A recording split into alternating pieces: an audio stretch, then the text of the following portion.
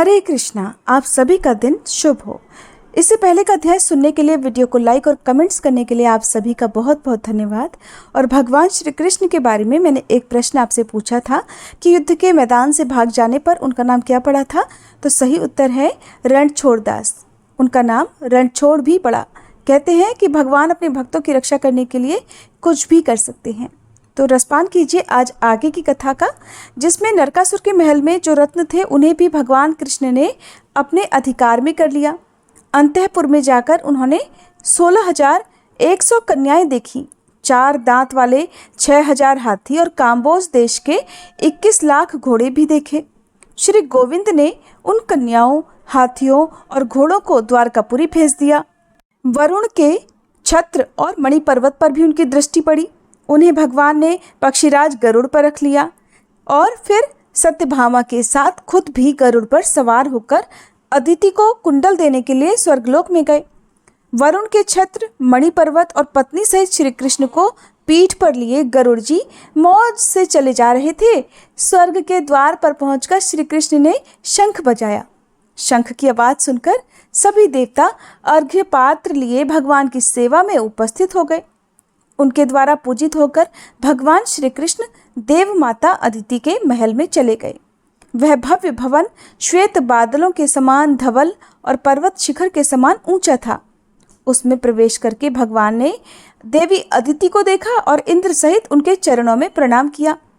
फिर दोनों दिव्य कुंडल उन्हें अर्पित कर दिए और नरकासुर के मारे जाने का समाचार भी कह सुनाया। इससे जगन माता अदिति को बड़ी प्रसन्नता हुई।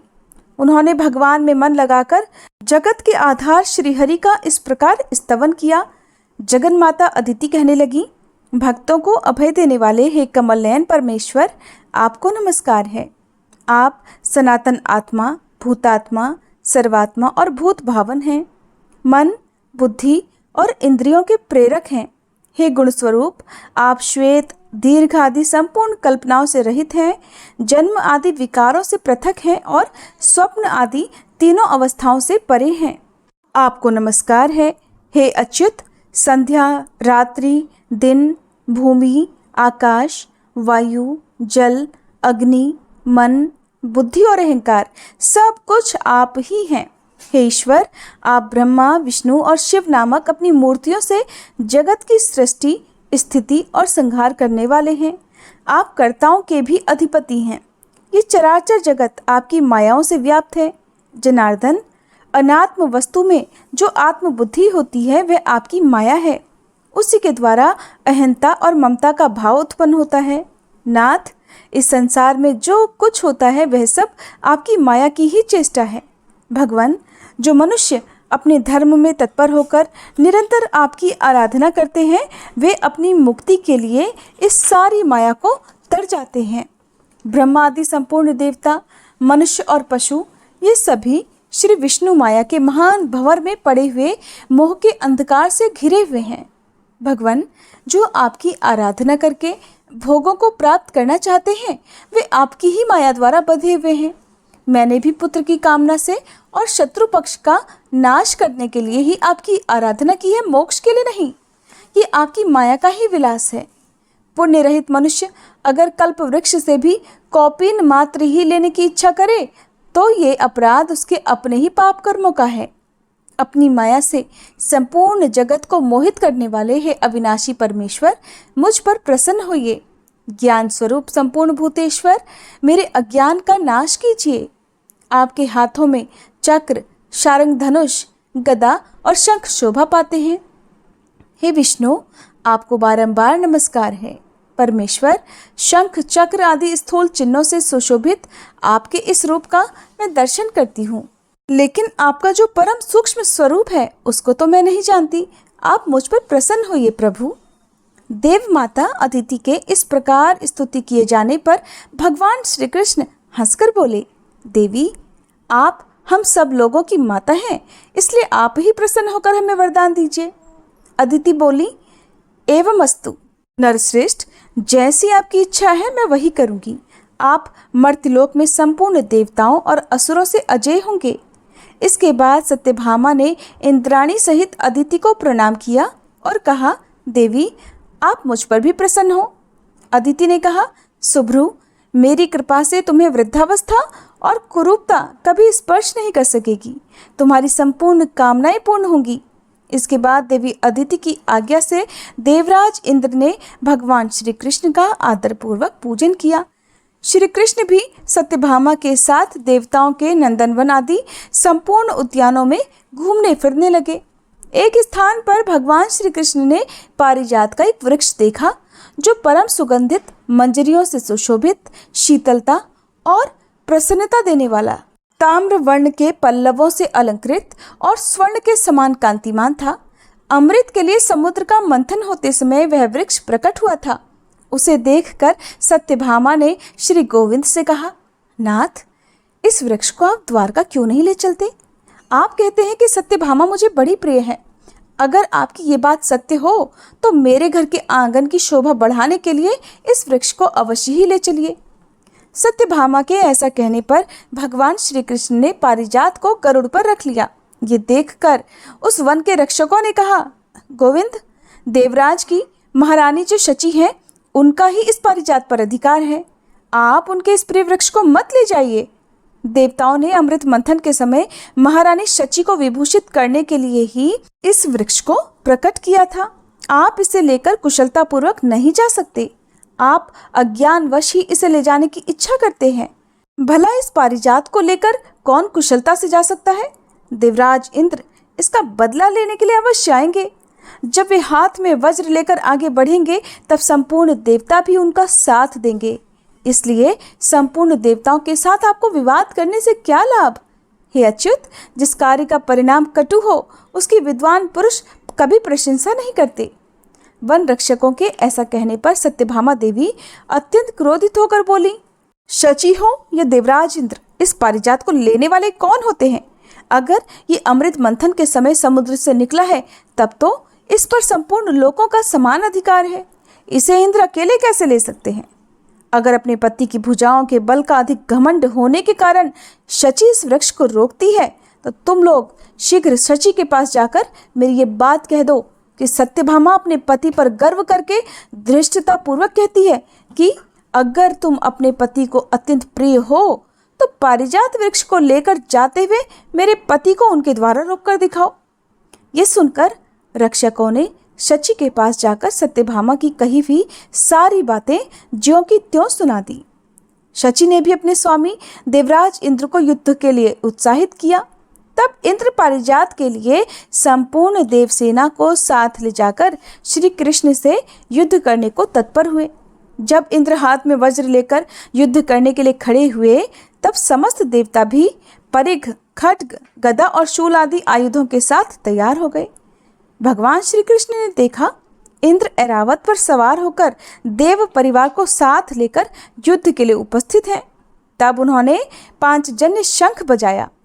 उसकी ध्वनि से संपूर्ण दिशाएं गूंज उठी। साथ ही उन्होंने सहस्त्रों और लाखों बाणों की वर्षा आरंभ कर दी। उन बाणों से संपूर्ण दिशाएं और आकाश ढक गए। ये देखकर सभी देवता भी अनेक प्रकार के अस्त्र शस्त्रों की वर्षा करने लगे। संपूर्ण जगत के स्वामी भगवान मधुसूदन ने देवताओं के छोड़े हुए एक एक अस्त्र शस्त्र के खेल ही खेल में हजारों टुकड़े कर डाले।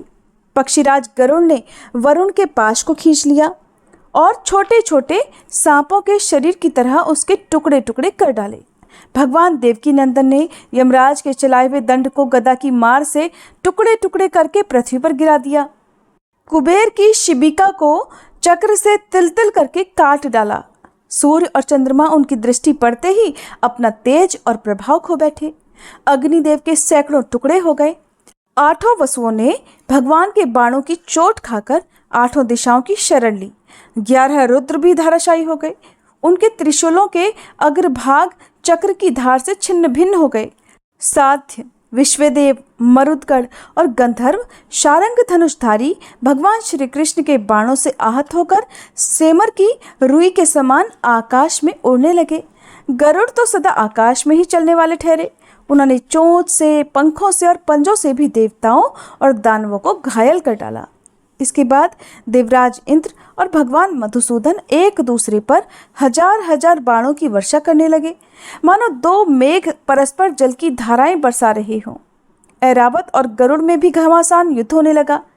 जब सब प्रकार के अस्त्र शस्त्र कटकर गिर गए, तब इंद्र ने वज्र और श्री कृष्ण ने सुदर्शन चक्र हाथ में ले लिया। उन दोनों को वज्र और चक्र हाथ में लिए देख चराचर जीवों सहित संपूर्ण त्रिलोकी में हाहाकार मच गया। आखिरकार देवराज इंद्र ने वज्र को चला ही दिया, लेकिन भगवान श्री कृष्ण ने उसे हाथ में पकड़ लिया। उन्होंने अपना चक्र नहीं छोड़ा, बस केवल इतना ही कहा, खड़ा रहे, खड़ा रहे।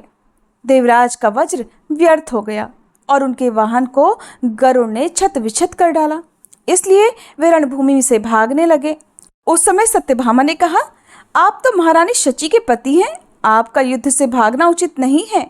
पारिजात पुष्पों के हार से सुशोभित और प्रेम पूर्वक आई हुई शची को यदि आप पहले की तरह विजयी होकर नहीं देखेंगे तो आपके लिए ये देवराज का पद कैसा लगेगा। इंद्र, अब अधिक प्रयास करने की आवश्यकता नहीं है। आप लज्जा का अनुभव ना करें। आप ये पारिजात ले जाइए, जिससे देवताओं की पीड़ा दूर हो जाए। मैं आपके घर गई थी, किंतु शची ने पति के गर्व से उन्मत्त होकर मुझे आदर के साथ नहीं देखा और मैं भी स्त्री ही ठहरी। और मुझे भी अपने पति पर गर्व है तथा स्त्री होने के कारण मेरा चित्त भी अधिक गंभीर नहीं है। इसीलिए मैंने आपके साथ युद्ध ठान दिया। ये पारिजात दूसरे का धन है, इसका अपहरण करने से मुझे कोई लाभ नहीं होगा। सत्यभामा के ऐसा कहने पर देवराज इंद्र लौट आए और बोले, माननी, खेद को अधिक बढ़ाने से क्या लाभ। जो संपूर्ण जगत की सृष्टि, पालन और संहार करने वाले हैं, उन विश्वरूपधारी परमेश्वर से युद्ध में हार जाने पर भी मुझे लज्जा नहीं आती। देवी, जिनका आदि, अंत और मध्य नहीं है, जिनमें संपूर्ण जगत की स्थिति है, जिनसे इसकी उत्पत्ति हुई है और जिन सर्वभूतमय परमेश्वर से ही इसका संहार होगा, उन सृष्टि, पालन और संहार के कारणभूत परमात्मा से परास्त होने पर मुझे भला लज्जा क्यों होने लगी। जिनकी अत्यंत अल्प और सूक्ष्म मूर्ति को, जो संपूर्ण जगत की जननी है, सब वेदों के ज्ञाता होने पर भी दूसरे मनुष्य नहीं जान पाते, जो स्वेच्छा से ही सदा जगत का उपकार किया करते हैं, उन अजन्मा, अकर्ता और सबके आदिभूत इन सनातन परमेश्वर को जीतने में भला कौन समर्थ हो सकता है। व्यास जी कहते हैं, देवराज इंद्र के इस प्रकार स्तुति करने पर भगवान श्री कृष्ण ने गंभीर भाव से हंसकर कहा, जगतपते, आप देवराज इंद्र हैं और हम मनुष्य हैं। आपको मेरे द्वारा किया हुआ ये अपराध क्षमा कर देना चाहिए। ये रहा आपका पारिजात वृक्ष, इसे इसके योग्य स्थान पर ले जाइए। इंद्र, मैंने तो केवल सत्यभामा की बात रखने के लिए ही इसको ले लिया था। आपने मेरे ऊपर जो वज्र चलाया था उसे भी ले लीजिए। ये शत्रु संहारक अस्त्र आपका ही है, इस पर केवल आपका ही अधिकार है। देवराज इंद्र कहने लगे, प्रभु, मैं मनुष्य हूँ, ऐसा कहकर आप मुझे क्यों मोह में डाल रहे हैं। भगवान, हम तो आपके इस सूक्ष्म सगुण स्वरूप को ही जानते हैं, आपके सूक्ष्म स्वरूप का ज्ञान हमें नहीं है। हे जगन्नाथ, आप जो कोई भी हो, इस समय जगत की रक्षा में तत्पर हैं। असुर सूदन, आप संसार का कंटक दूर कर रहे हैं, संसार के दुख दूर कर रहे हैं। हे श्री कृष्ण, ये पारिजात आप द्वारकापुरी को ले जाइए। जब आप मर्त्यलोक छोड़ देंगे तब ये पृथ्वी पर नहीं रहेगा। तब बहुत अच्छा कहकर भगवान श्री कृष्ण भूलोक में चले आए। उस समय सिद्ध गंधर्व तथा ऋषि महर्षि उनकी स्तुति कर रहे थे। उत्तम पारिजात वृक्ष लेकर श्री कृष्ण सहसा द्वारकापुरी के ऊपर जा पहुंचे। उन्होंने शंख बजाकर द्वारका वासियों के हृदय में हर्ष भर दिया। फिर सत्यभामा के साथ गरुड़ से उतरकर पारिजात को उनके आंगन में लगाया। उसके नीचे जाने पर सब लोगों को अपने पूर्व जन्म की बातें याद आ जाती थी। उसके फूलों की सुगंध से 12 कोस तक की पृथ्वी सुगंधित रहती थी। संपूर्ण यादवों ने उस वृक्ष के पास जाकर जब अपना मुख देखा, तब उन्होंने अपने को अमानव देवता तुल्य पाया। इसके आगे का वृतांत आप सभी अगले अध्याय में सुनेगा। आपने श्री कृष्ण जन्माष्टमी तो मनाई होगी, कान्हा जी की छठी भी मनाई होगी, लेकिन क्या आप जानते हैं कि कान्हा जी की छठी मनाने का प्रचलन कैसे शुरू हुआ? इसके पीछे एक बहुत ही सुंदर रोचक कथा प्रचलित है, जिसे आज आप सभी को जरूर सुनना चाहिए। और अगर आपको ये कथा अच्छी लगे तो वीडियो को लाइक करके इस वीडियो को ज़्यादा से ज़्यादा लोगों तक शेयर जरूर कीजिएगा। पुराणों के अनुसार कान्हा जी के जन्म के बाद चारों तरफ खुशियां ही खुशियां थी। सब लोग खुशी में झूम रहे थे। सभी लोग नंद बाबा और मैया यशोदा को कान्हा जी के जन्म की बधाइयां दे रहे थे। चारों तरफ संगीत और नृत्य चल रहा था। पूरा गोकुल धाम फूलों से सजा हुआ था। कान्हा जी के जन्म की छठी का दिन जो था, सब लोग खुश थे। अचानक से कान्हा जी जोर जोर से रोने लगे। जब कान्हा जी जोर जोर से रोने लगे तो मैया यशोदा के साथ सभी गोकुलवासी उन्हें चुप कराने की कोशिश करने लगे, लेकिन कोई भी उन्हें चुप नहीं करा सका। आकाश से सभी देवतागण कान्हा जी की इस लीला को बड़े ही प्रेम से और बड़े ही ध्यान से देख रहे थे। भगवान श्री कृष्ण को इस प्रकार जोर जोर से रोता हुआ देखकर तब सभी देवतागणों ने श्री ब्रह्मा जी से इस समस्या का उपाय सोचने के लिए और इस समस्या को दूर करने के लिए अनुरोध किया। तब ब्रह्मा जी ने शक्ति के स्वरूप वाली महामाया को श्री कृष्ण के पास भेजा। ब्रह्मा जी ने जब महामाया को भगवान श्री कृष्ण को चुप कराने का आदेश दिया तो महामाया तो सुनते ही अत्यंत प्रसन्न हो गई। इसके बाद महामाया श्री कृष्ण के पास नटखट कान्हा जी के पास पहुंच गई। नन्हे से कान्हा थे कि लगातार रोए ही जा रहे थे, तो महामाया रूप बदल बदल कर उन्हें चुप कराने का प्रयास करने लगी। महामाया अपनी शक्ति का प्रयोग करके कभी कान्हा जी के पास में खिलता हुआ सुंदर सा फूल बन जाती तो कभी सुंदर सा पक्षी बन जाती। इस तरह वो उन्हें खिलाने लगी। थोड़ी देर तक तो उन्हें देखकर कान्हा जी चुप हो गए, जिससे सब लोगों को कुछ देर के लिए शांति मिल गई कि उनका कान्हा अब चुप हो गया है।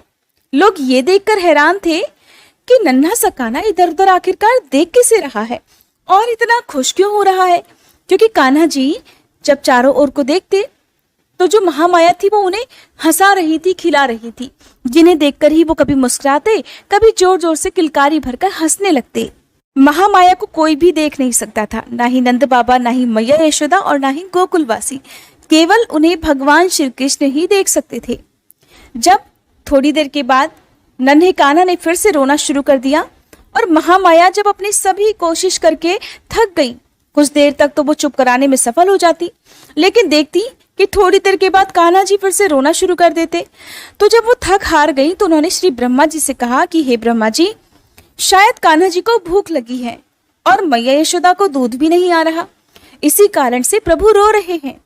तब श्री ब्रह्मा जी ने मैया यशोदा को आशीर्वाद दिया, जिसके कारण यशोदा मैया की छाती में दर्द शुरू हो गया और उसमें से दूध टपकने लगा। जिसके बाद यशोदा मैया ने तुरंत कान्हा जी को अपनी गोद में उठाया और छाती से लगा लिया। दूध पीते ही कान्हा जी तो मौन हो गए, चुप हो गए, प्रसन्न हो गए।